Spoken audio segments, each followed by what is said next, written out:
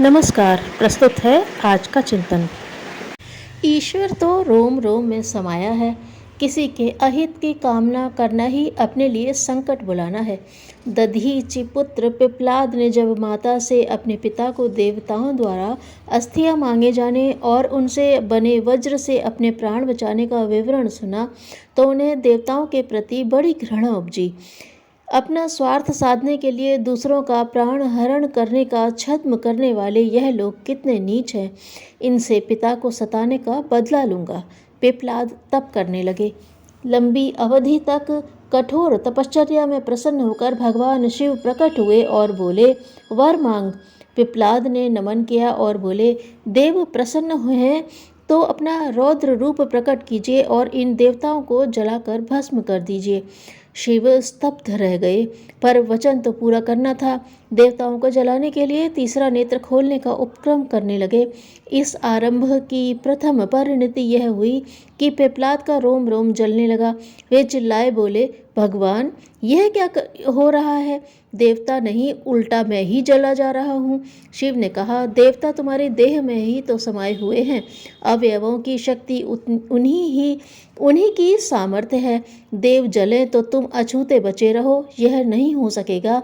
आग लगाने वाला स्वयं ही जल मरता है। पिप्लाद ने अपनी याचना लौटा ली। शिव ने कहा, देवताओं ने त्याग का अवसर देकर तुम्हारे पिता को कृत्य और तुम्हें गौरवान्वित किया है। मरना तो होता ही है। न तुम्हारे पिता बचते, न काल के ग्रास से वृत्रासुर बचा रहता। यश गौरव प्राप्त करने का लाभ प्राप्त करने के लिए देवताओं के प्रति कृतज्ञ होना ही उचित है। पिप्लाद का भ्रम दूर हो गया। उनकी तपस्या आत्म कल्याण की दिशा में मुड़ गई। बंगाल के एक छोटे से स्टेशन पर रेल रुकी।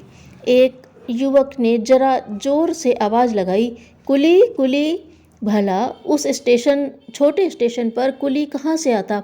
तभी एक अधेड़ आदमी ने देखा कि युवक के पास एक छोटी सी पेटी है, सो वह उसके पास चला आया।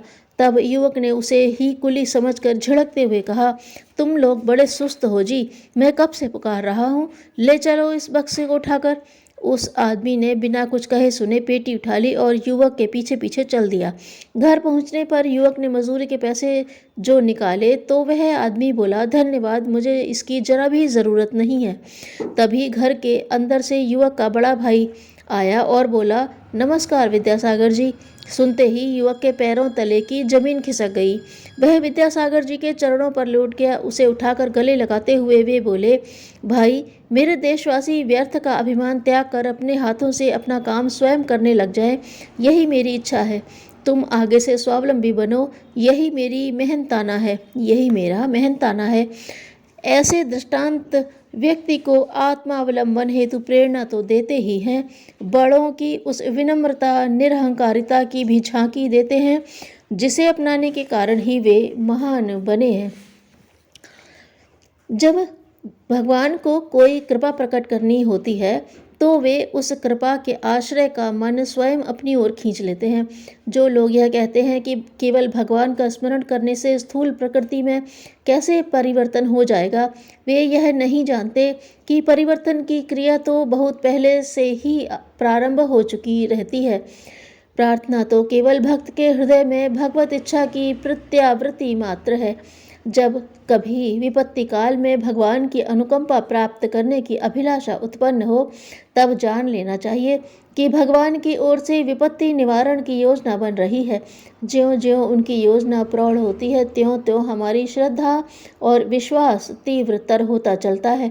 अतः विपत्ति निवारण हमारी प्रार्थना का फल नहीं होता, बल्कि हमारी प्रार्थना ही सफलता का चिन्ह होती है। कष्टों को काटने के लिए प्रार्थना ही एक ऐसा ब्रह्मास्त्र है जिसका वार कभी खाली नहीं जाता।